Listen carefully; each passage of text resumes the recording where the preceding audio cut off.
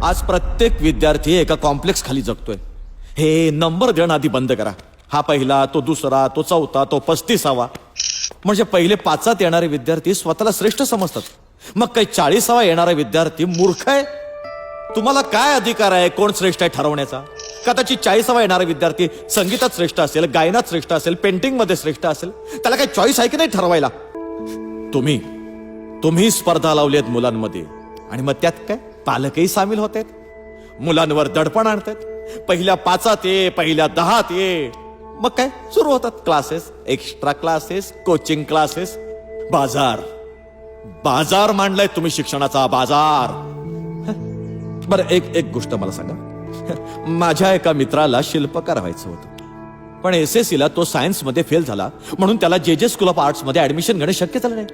त्यानंतरची 3 वर्ष तो सायन्स मध्ये पास होण्याकरिता आटापिटा करत राहिला. मार्च ऑक्टोबर.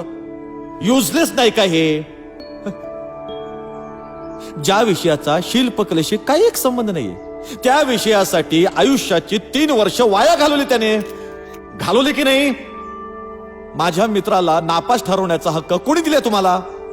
प्रत्येक विद्यार्थ्याला त्याला आयुष्यात काय व्हायचंय हे ठरवण्याचा हक्क नको?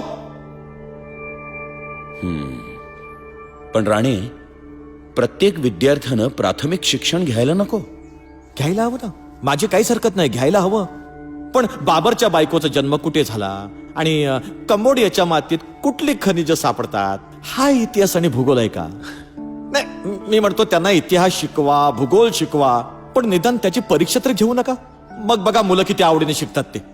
आणि एखाद्याला इतिहास मध्ये ग्रॅज्युएट व्हायचं असेल, भूगोल मध्ये ग्रॅज्युएट व्हायचं असेल तर निवडू दे ना त्याला तो विषय. Sachin Tendulkar, MF Hussain, Lata Mangeshkar, Dhirubhai Ambani, Bill Gates यांचं कुठे घोडं अडलं होतं का कमी शिक्षण झाल्यामुळे? साहेब, पण त्या आज मोठे आहेत कारण त्यांना त्यांच्या आवडीच्या क्षेत्रात काहीतरी करून दाखवण्याची संधी मिळाली.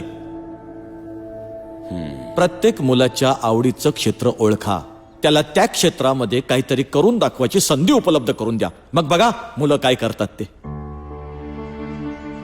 पण कृपा करून जगात कोणालाही नापास करू नका. आता एखादा विषय कच्चा असेल तर त्या विषयासंबंधी त्याला काही करू देऊ नका. पण त्याला मराठीतच MA करायचं असेल तर गणितात पास व्हायची सक्ती का? बरं झालं आज मुलं घरात नाहीयेत, नाहीतर त्यांनी माझं जगणं कठीण केलं असतं. कारण तुम्हाला पडणारे प्रश्न त्यांना नेहमीच पडत असतात. मग निदान त्यांच्यासाठी तर शिक्षण पद्धतीत बदल करा. बाहेरच्या देशात बघा कशी शिकतायत मुलं. आपण आपल्या मुलांवरचा ताण कमी करूया, त्यांना शिकण्यात आनंद वाटेल असं काहीतरी करूया. ठीक आहे राणे, मी तुम्हाला आश्वासन देतो, आपण ह्याच आठवड्यात पुन्हा भेटू, यावर काहीतरी तोडगा काढू. मी शिक्षण मंत्र्यांनाही बोलवून घेतो. नाही नको, मला तर त्यांनी वेडच ठरवलंय. नाही, he is a nice man. आपण बसून चर्चा करू, काहीतरी तोडगा नक्की काढू. तुमचा गैरसमज दूर होईल याची खात्री बाळगा. ठीक आहे. आणखीन मी काय करू शकतो तुमच्यासाठी? ते बाहेर चहाचं बोललात ते विसरलात तुम्ही.